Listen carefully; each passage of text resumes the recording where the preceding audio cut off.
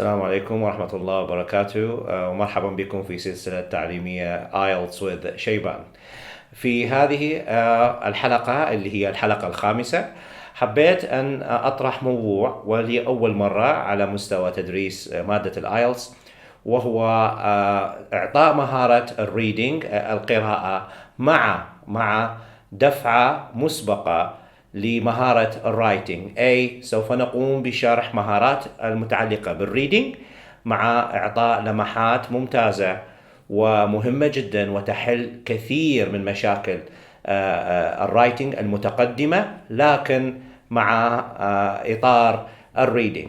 أرجو أن تكون هذه السلسلة ممتعة لكم ومفيدة، وإن شاء الله سيكون لنا لقاء مستقبلي لمعرفة آرائكم بالخصوص. شكرا وأتمنى لكم الموفقية والنجاح.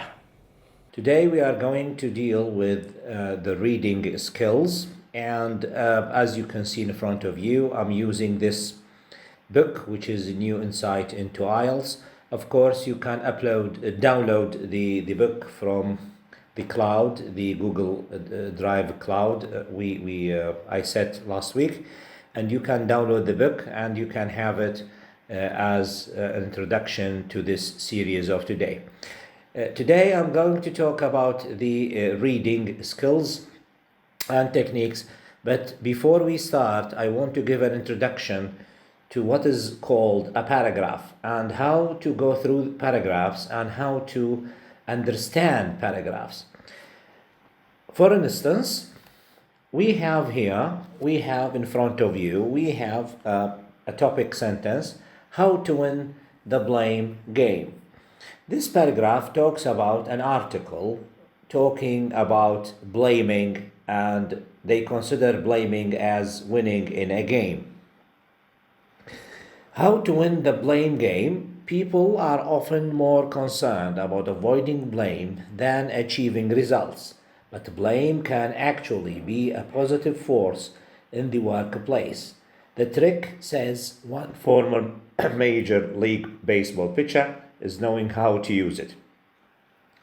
This opening sentence gives the idea that we are going to talk about the topic, which is the blame, and how to develop this topic into a main idea. Then main idea develops and will be supported by other ideas, supporting ideas, then examples. We have, if you look at number 3 here, if you look at the paragraph on number 3, we have here, for instance, when a new product flops in the marketplace or a new recruit turns out to be a poor worker, blaming somebody for the mistake seems a bit rude. So here the writer gives the introduction. This is the introduction to the topic. What is the topic? Is the blame or blaming in general. But the main idea comes after that. If you go further and read, so people talk politely around the blunder, saying things like sales targets were missed or mistakes occurred, as if the error happened all by itself. So here he's just giving examples about what is the that illustrates the main idea or that gives the main idea. Then look please at the yellow shaded and highlighted part of the paragraph.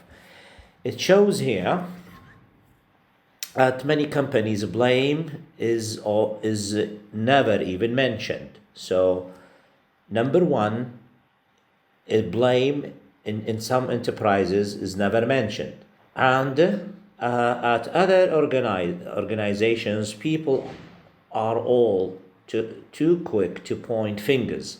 So here we have main ideas and two sides about the main ideas. Number 1, blame is never mentioned, and number 2, people point fingers or blame others, leaving employees more concerned about avoiding blame than about achieving results. Such organizations have given blame a bad name.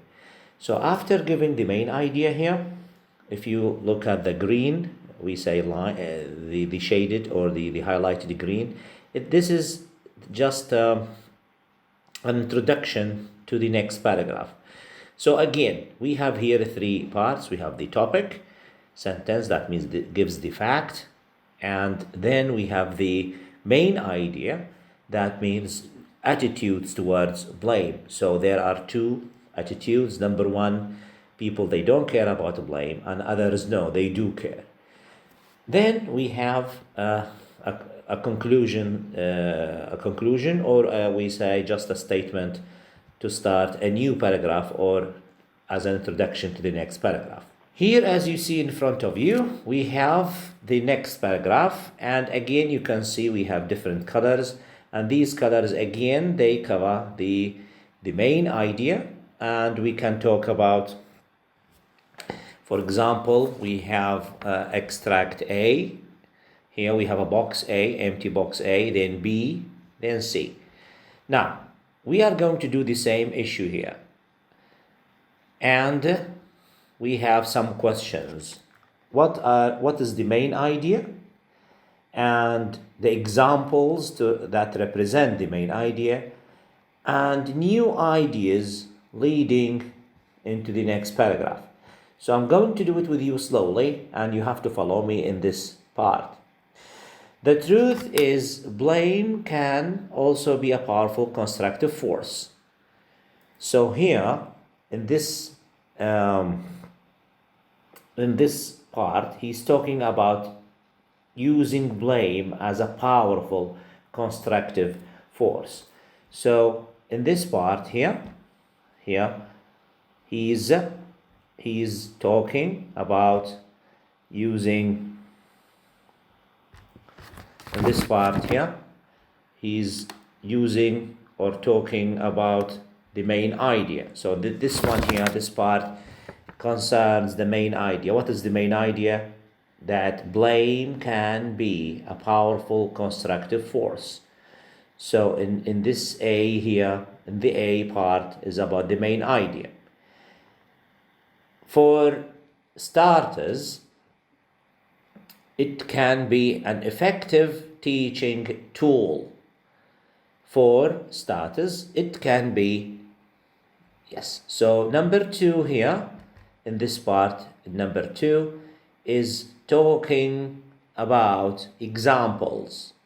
So number A here, number A talks about the main idea, and number two, B here, talks about examples. For starters, it can be an effective teaching tool, helping people to avoid repeating their mistakes when used judiciously and sparingly. Then he comes again to give the example number two.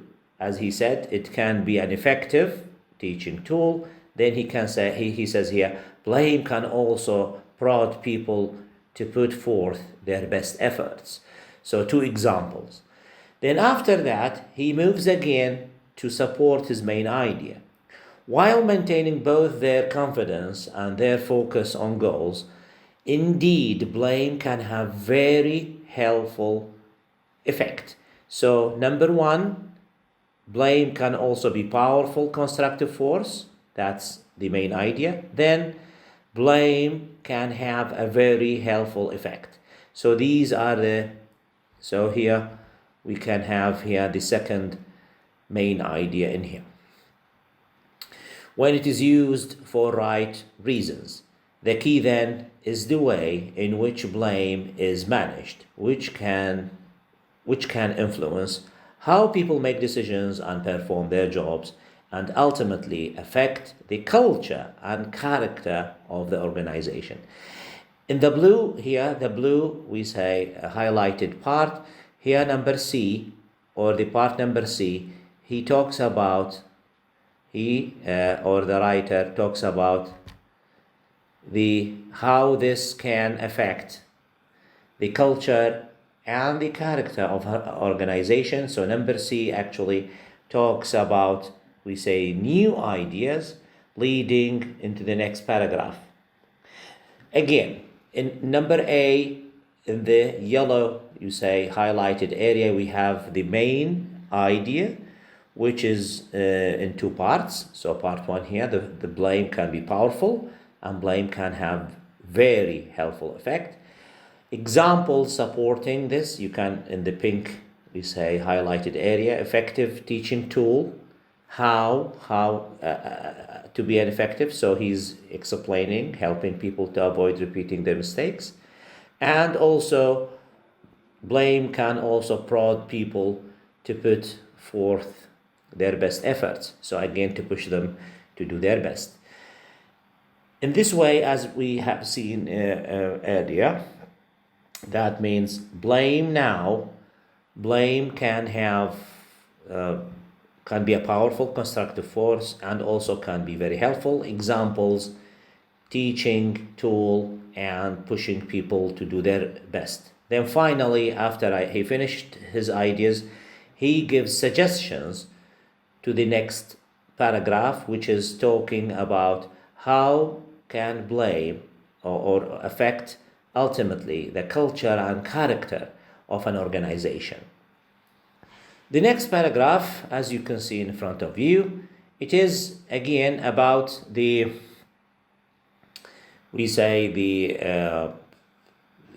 paragraph which is in detail. Now he is going to talk about one of the baseball pitches. And in this paragraph, we can have main ideas and we can have supporting examples and development of the previous topic. Now, for instance, here, baseball managers spend most of their time and energy managing things that go wrong. So here in this introduction, he introduces the main idea. And of course, if you remember in the previous part or in the previous paragraph, he talked about an introduction to the, if you go back a bit here, and he said which can influence how people make decisions and perform their jobs and ultimately affect the culture and character of an organization.